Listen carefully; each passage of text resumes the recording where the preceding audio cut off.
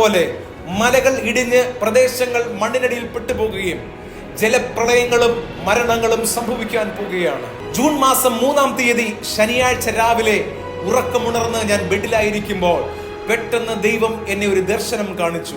കണ്ട ദർശനം എങ്ങനെയായിരുന്നു?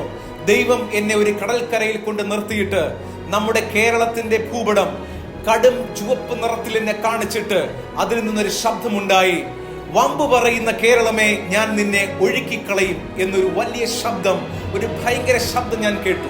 വീണ്ടും ശവശരീരങ്ങൾ ഓരോ ഡെസ്കുകളിലായി കെട്ടിപ്പൊതിഞ്ഞ് കിടത്തിയിരിക്കുന്ന കാഴ്ചകളും, ജീർണിച്ചു പോയ ഒരു ശവശരീരം ബെഡ്ഷീറ്റ് പോലുള്ള തുണിയിൽ കെട്ടി മുള പോലുള്ള ഒരു കമ്പിൽ കോർത്ത് 2 മനുഷ്യർ തോളത്ത് ചുമന്നുകൊണ്ട് പോകുന്ന കാഴ്ചയും, 6ഓളം ആംബുലൻസുകൾ എമർജൻസിയായി ചീറിപ്പാഞ്ഞു പോകുന്ന ചില പ്രത്യേക കാഴ്ചകളും നാം ഈ ദിവസങ്ങളിൽ കാണാൻ പോവുകയാണ്.